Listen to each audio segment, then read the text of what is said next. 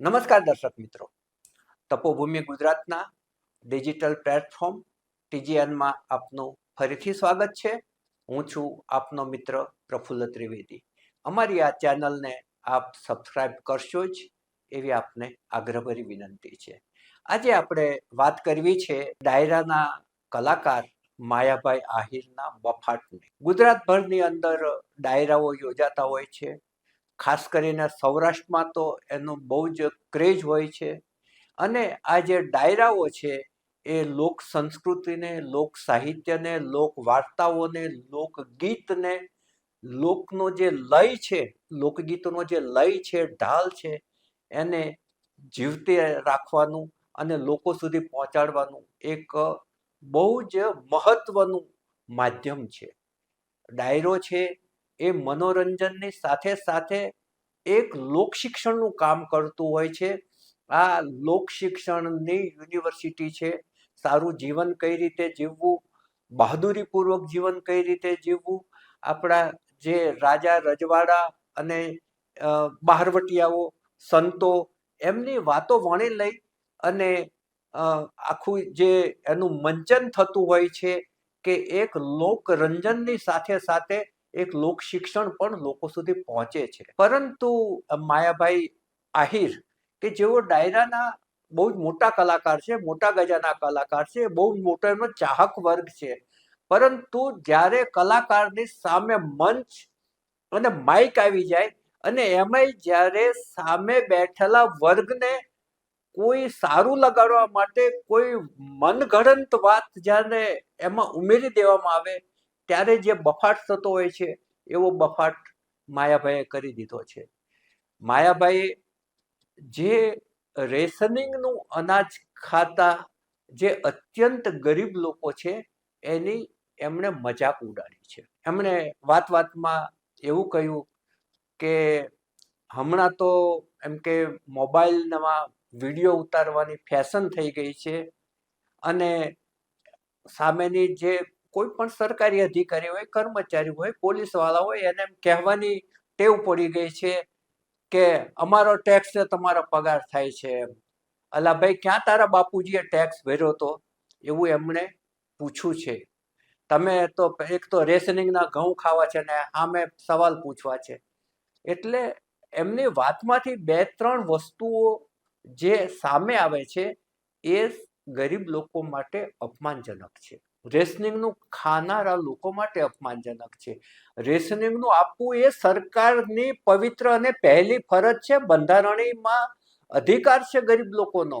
એમાં કહેલું છે કે ગરીબ લોકો, વંચિત લોકોને તમારે અનાજ આપવું. અને રેશનિંગની અંદર અનાજ આપતી વખતે મોદી સાહેબ બહુ ઉત્સાહપૂર્વક કહે છે કે અમે આટલા લોકોને અનાજ પૂરું પાડીએ છીએ. એક સારી વાત છે, સારી પરંપરા છે અને કોંગ્રેસના વખતથી ચાલી આવતી પરંપરા છે. અને એમાં માયાભાઈએ જે આ ટીકા ટિપ્પણ કરી એના બે ત્રણ અર્થ એવા થાય છે કે જાણે કે રેશનિંગનું ખાતા હોય એને સવાલ પૂછવાનો અધિકાર નથી. બીજું, એ ભલે રેશનિંગનું ખાતું હશે, બહુ જ ગરીબ હશે, પરંતુ એ જે મત આપે છે ને એ મતથી સરકાર ચૂંટાય છે અને એ સરકાર છે એ વહીવટ સુચારુ ઢંગથી એને પૂરો પાડે એનો એને મતદાર તરીકે અધિકાર છે, ભલે ગરીબ હોય. અને ત્રીજી વાત એ છે કે ટેક્સ છે એ બે પ્રકારના છે, ડાયરેક્ટ ટેક્સ અને ઇનડાયરેક્ટ ટેક્સ. ડાયરેક્ટ ટેક્સમાં ઇન્કમ ટેક્સ છે. ઇન્કમ ટેક્સ કરોડોની વસ્તીમાં બહુ ઓછા કરોડ લોકો ભરે છે. પરંતુ ઇનડાયરેક્ટ ટેક્સ છે ને એનું માળખું બહુ મોટું છે અને માણસ જન્મ લે ત્યાંથી મૃત્યુ પામે, એ જન્મ લે અને એની જે દૂધની બોટલ આવે ત્યાંથી લઈ અને મૃત્યુ પામે ને એના ઉપર જે કફન ઓઢાડવામાં આવે ત્યાં સુધીની દરેક ચીજ વસ્તુઓ પર જાત જાતના ટેક્સ હોય છે. કોઈ જગ્યાએ જીએસટી હોય છે, કોઈ જગ્યાએ સેન્ટ્રલ ગવર્મેન્ટનો જીએસટી હોય છે, કોઈ જગ્યાએ સર્વિસ ટેક્સ હોય છે, કોઈ જગ્યાએ પાછો સર ટેક્સ ઉમેરેલા હોય છે, કોઈ જગ્યાએ એક્સાઇઝ હોય છે. અનેક જાતના ટેક્સીસ છે એ આપણા પર લાગેલા છે અને એ ટેક્સીસ છે એ ગરીબ વર્ગ ભોગવે છે અને તવંગર લોકો ભોગવે છે.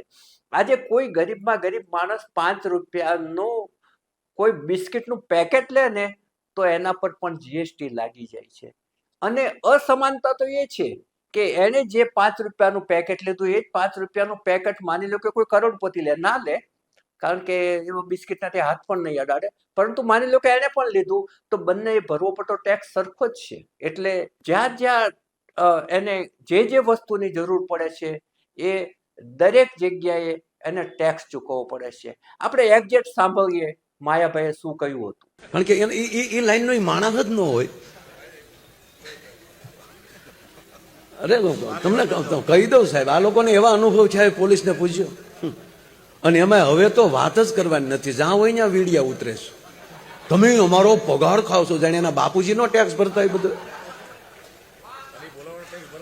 હા, હકીકત છે. આજે એના દેવા જાય. એટલે આજે માયાભાઈ છે એ એમ કહેવા માંગે છે કે જે રેશનિંગનું ખાય છે એને સવાલ ના કરવો જોઈએ, એને વિડીયો ઉતારીને એને એમ કહેવાનો અધિકાર નથી કે તમે મારા ટેક્સમાંથી ખાવ છો.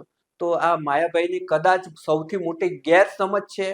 અને એ ગેરસમજ એ એટલી મોટી ગેરસમજ છે કે આમાં છે એ ગરીબ લોકોનું, રેશનિંગનો અનાજ ખાનારાઓનું એક પ્રકારનું અપમાન છે. બીજું માયાભાઈ એ પણ ભૂલી જાય છે કે આ એ જ સામાન્ય પ્રજા છે જેમણે એમને હીરો બનાવ્યા છે, સેલિબ્રિટી બનાવ્યા છે. અને બીજું ડાયરાના કલાકારો છે ને એના પર લાખો રૂપિયા ઉડે છે અને એમને લાખો રૂપિયાના ચાર્જ પણ ચૂકવાતા હોય છે. એમની આજુબાજુ જેટલા કલાકારો હોય એમને પૂછવું જોઈએ કે ઇન્કમ ટેક્સમાં તમે કેટલી રકમ બતાવો છો ને કેટલો ટેક્સ ભરો છો. અત્યારે બસ આટલું જ. નવા વિષય સાથે આપણે ફરી મળીશું. અમારી આ રજૂઆત આપને ગમી હોય તો ચોક્કસપણે એને શેર કરશો અને એના પર કોમેન્ટ કરશો. અત્યારે બસ આટલું જ. નમસ્કાર.